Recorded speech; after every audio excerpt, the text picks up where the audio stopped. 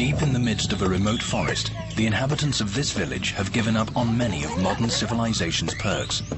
Anyone can come here, but only those who pass the tests presented by the village's unique lifestyle can stay. The settlement is filled with families, but not in the traditional sense. They have to earn the right to be called mother, father, son, or daughter.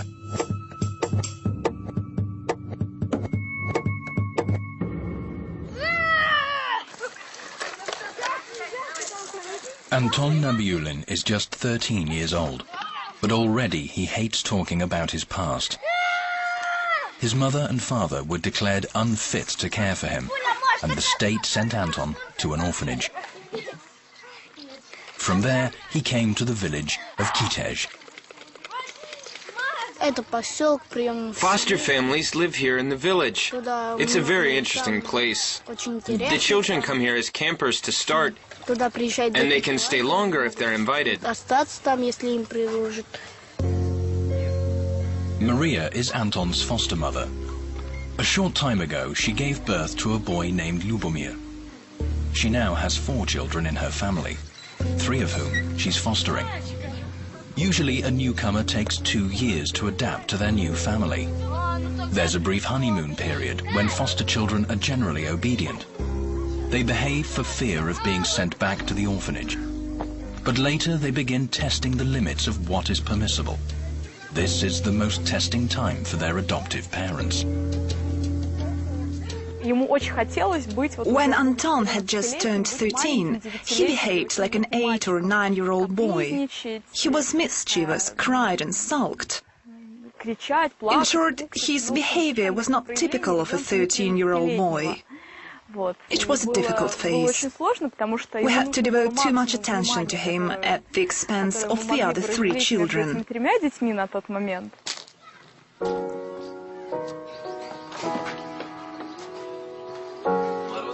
Mikhail is Anton's foster father. He used to work at an international oil company. His life followed a usual pattern from year to year. Work, home, fitness club, vacation in a foreign country. But then Mikhail felt an urge to break from the routine. When he got wind of Kitej, he saw the chance to make a difference for himself and for others. He quit his job and came here to be a teacher. It was here that Mikhail met Maria.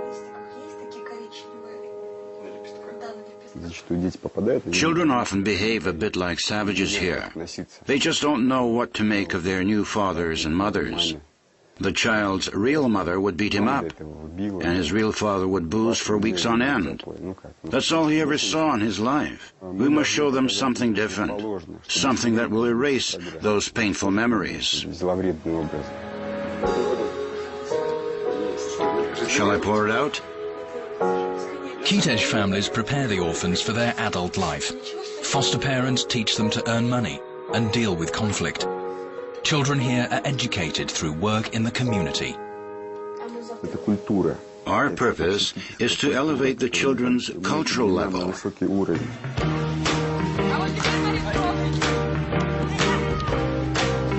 The 6 families that live in Kitej on a permanent basis have 20 foster children in total. Anyone wanting to foster a child has to go through a probation period. Some give up after only a couple of days. Others stay here for the rest of their lives. All of the community's adults decide on whether a newcomer will be allowed to stay and live there.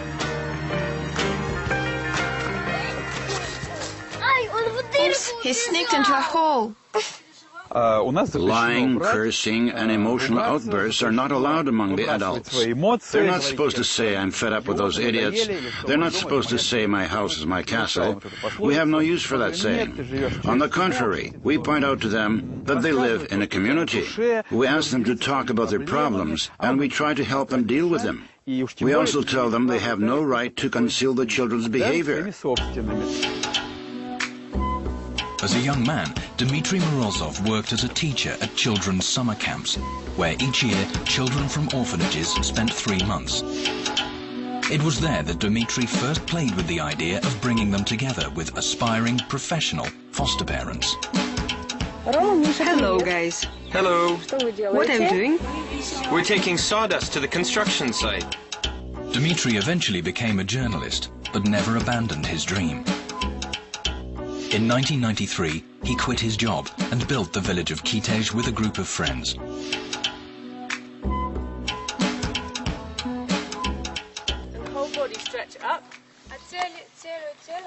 There are always volunteers in Kitej. They're willing to do pretty much anything they're asked. Most of the volunteers are college students from the United States, England, Scotland and France. 64-year-old Richard Brockbank is a skilled carpenter who came to Kitej from Scotland. In the village, Richard makes benches, carves things out of wood and teaches the children woodwork. Anton is one of his favorite pupils. Okay, this one. Careful. I first met him last year. Very soon after he arrived at Kitej. He had no English then. He's now got a lot more English, so we've got much better communication. And then he was showing a lot of practical skills, and they're still here with him, and it's really good to have his understanding of the process and what's needed, what's involved. Everything in the village has been built by its inhabitants. A recent addition is a gas supply system. A new bathroom with a toilet and a gas water heater.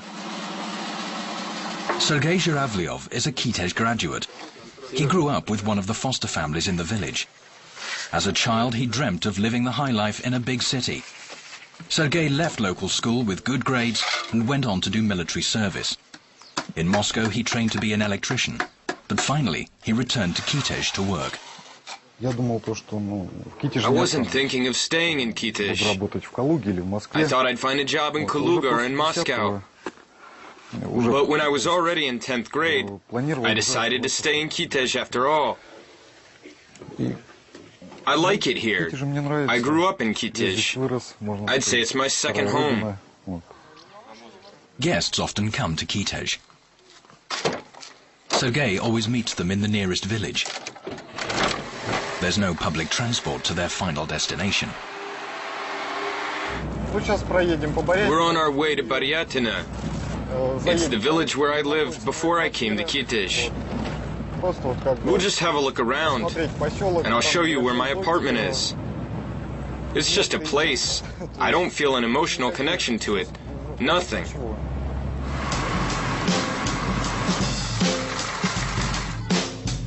Sergei's parents divorced, and later his mother passed away. Some of his relatives are alcoholics. Sergei is not in contact with them. He rents out the apartment that he used to share with his mother and father and left his native village 15 years ago. Life there has changed little since. My memories of that time are faint, without any real emotion. Here's the ground floor where I lived. What kind of life was it? I don't really have an answer for that. Kitej foster parents don't expect high praise for their work. Tamara Pichugina is something of a village legend. She spent a long time working as a volunteer. She came to Kitej after her husband divorced her, leaving her to care for their 4 children. She needed breathing space to get over her personal tragedy, but also wanted her children to get an education in the community. Eventually, she decided to stay for good. Tamara's raised 7 foster children, as well as her own. She has the largest family in Kitej. We have to make a little bit go a long way here. Things have to last. This is a big family, you see, so we need to make sure that the younger children get things from the older ones in good shape.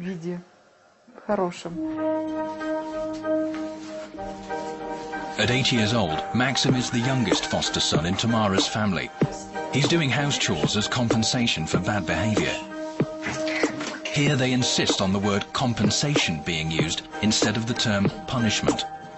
Maxim argued with a girl and hit her very hard. His mother told him he was not to go out for 2 days and has to clean the house instead. Maxim, Katyusha and I were away yesterday, and when we came back I was told that you had hit a girl. Is that true? Why did you do it? She started it. Come over here. Sit down for a moment. I'd like to talk to you. Was it painful, do you think? Yeah. It pains me too.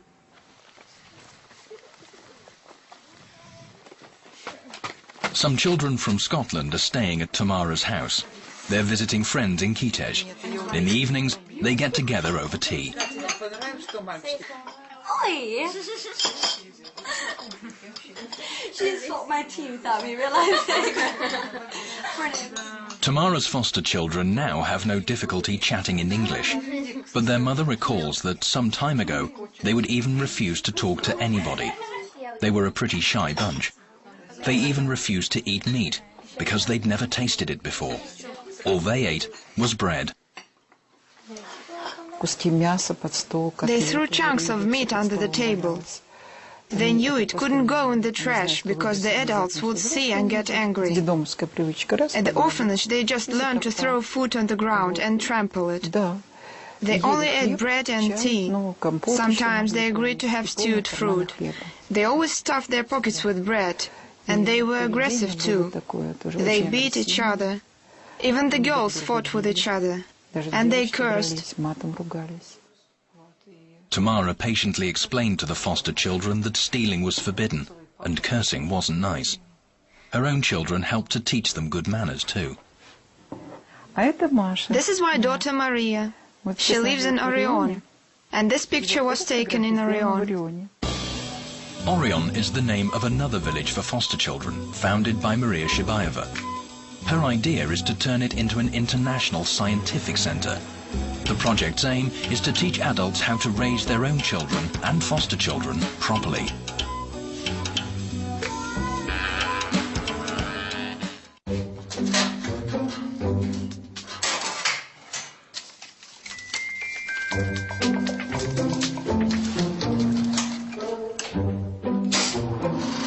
Do you want to get a fuller picture? Don't miss it on RT and our website. They have no country of their own. Their language is believed to be dead. Leaders of this nation are persecuted, but they believe their voice will be heard and recognized. The Russians on RT.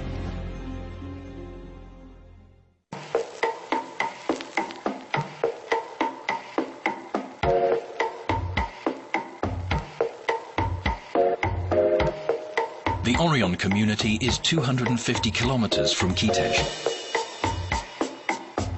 The village was founded by Maria Shibayeva, who is studying to be a psychologist. She uses every opportunity to build herself a new life here. Hi. How's life? Just fine. At just 24, Maria is also president of the Orion village.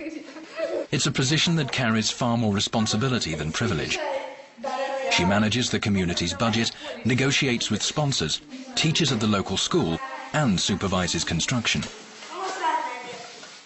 This is our notice board. It reflects our life here. So, what's in the plans? Time to make money. Okay, now we're going to build a new house for ourselves.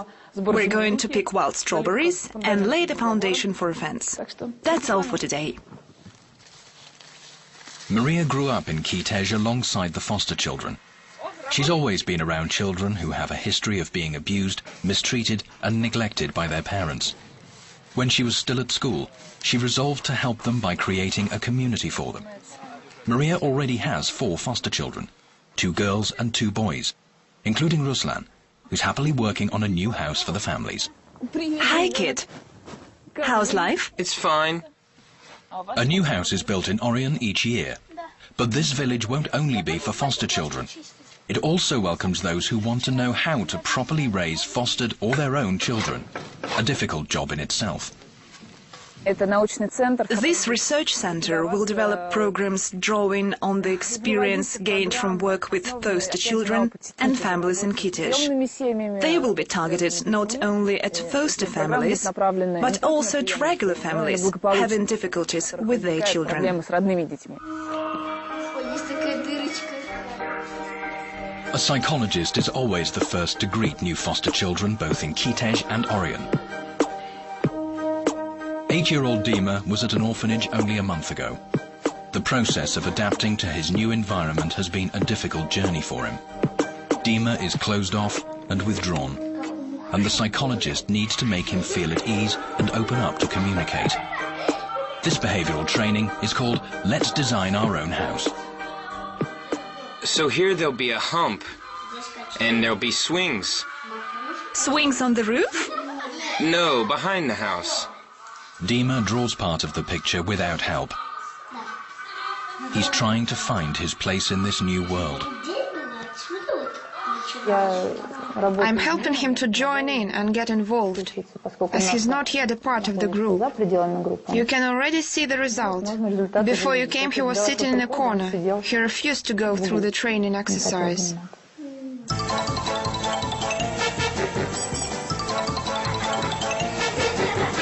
The children enjoy the playful training. Part of it is called What I Like About You. This simple and effective exercise helps promote trust and sympathy among the children. Nastya, what I like about you today is that you're in a happy mood. What I like about you is that you've painted my arms. Dima, what I like about you is that you don't whimper anymore. Vera, what I like about you today is that you're beautiful. Tackling fear is among the most important aspects of the training. Children from group homes or orphanages often cannot cope with their emotions. In this exercise, they use pillows to build their fears and then destroy them.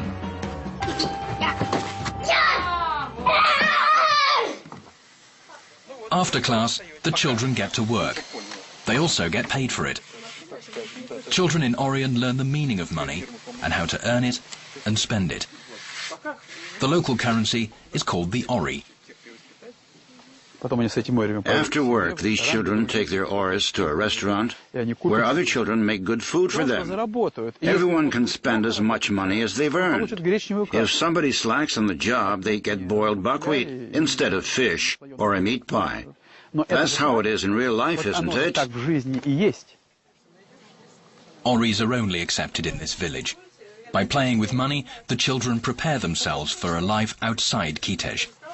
There are several ways to earn their cash. The children even get paid if they learn to recite verse. Do you like it? You might as well learn it by heart. It's too long.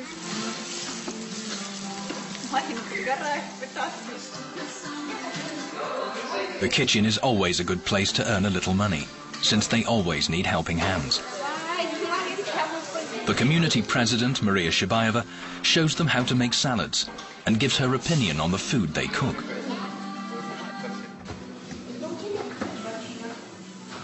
This isn't a typical fridge. We call it a therapeutic fridge. That's because it's transparent and the children can see with their own eyes that they'll have something to eat. 1 hour of any kind of work earns 80 oris. If a child can't complete the job, they get less money.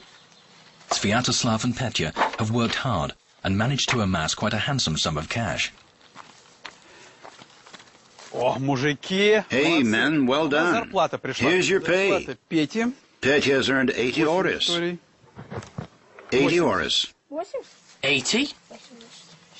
The children usually spend the money they earn in the canteen, but to them it feels like a fancy restaurant. I would like it all, please. With fruit punch. The waiters are always pleased to see their customers. After all, they get their well-earned oris from them. Bon appetit. Thanks.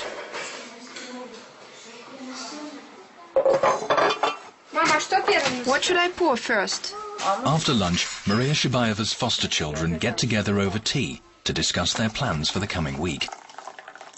Okay, let's have some tea. You know, children, this is one of the few tea parties we're going to have before all of us meet again in a couple of weeks. Do you think we'll change between now and then? If so, what sort of change will it be? Orion's foster children are about to go to Kitej to take part in some international role-playing. Team building is the name of the game. It's based on Slavonic tribal legends. Children from Kitej, Orion and their friends from Scotland take part. Before coming here on their first visit, the Scots had exchanged letters with their Russian friends. The game's first round is a talent show.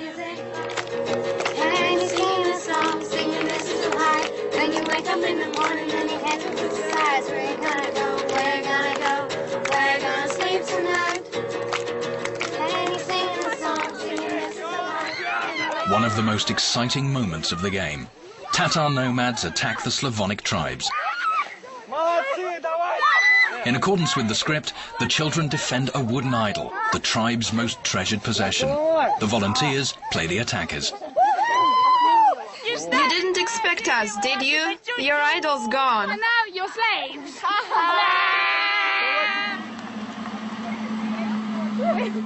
In the morning, the children unload provisions. Once a fortnight, they're bought at a discount wholesale store. The community constantly economizes. Foster parents get $4,500 per child per year from the government. The sum barely covers the cost of the food that the child needs. Therefore, sponsors shoulder the cost of the housing construction as well as their clothes, education and medical care. During summer camp season, even more food is bought to cater to all the additional children. They serve 3 meals a day in Kitej, and all of the community's inhabitants dine in the cafeteria. The kitchen puts out only soup and a second course. Spread it out in equal parts. The families make cookies and pies at home. Today's menu includes pea soup, vermicelli soup, stewed vegetables and pilaf. Pilaf with raisins is for the vegetarians. Anyone can enter the kitchen anytime, children and adults alike. They help me if I need help. That's how things are run here. It's our home. It's not like a children's home. We live as a family. On a normal day, 50 people come for lunch in Kitej, but today the chef needs help. She has to provide food for 90 people, 50 locals and 40 guests from Scotland. Those on duty wash the dishes after the guests leave the dining room. That's where Vasily Burdin comes along.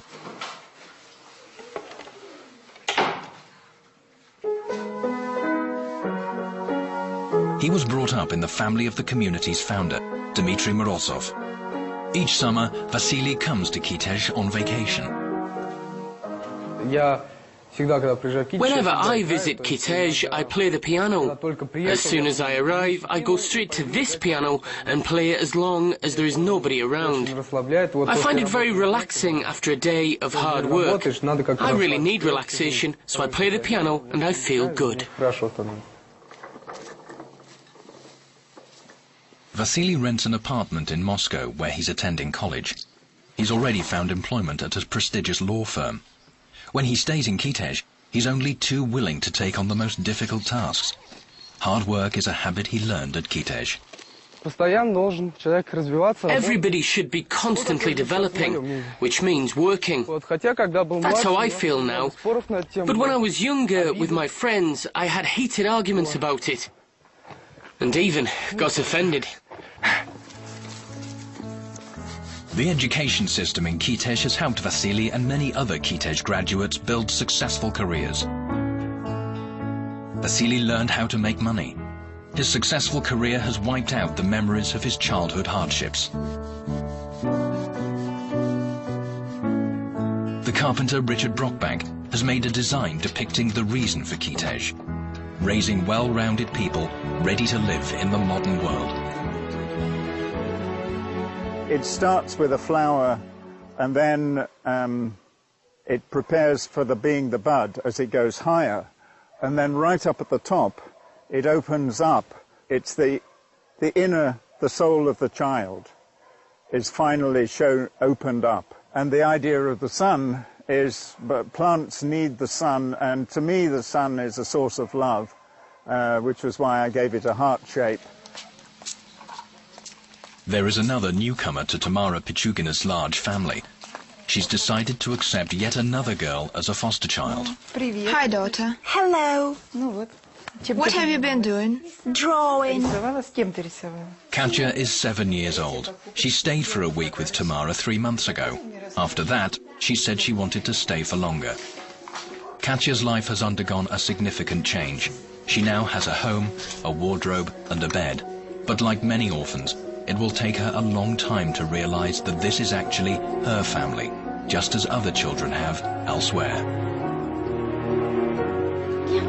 When I came here, it was like a fairy tale. Fairy tale. Because the place is very beautiful. I now have good friends. Somehow I've got used to life here. I don't want to go away. Many children coming to Kitej from a children's home feel like heroes. Fairy tale heroes capable of confronting any of life's problems with the help of wise instructors. And, just like a fairy story, for these once neglected children, nothing is now impossible.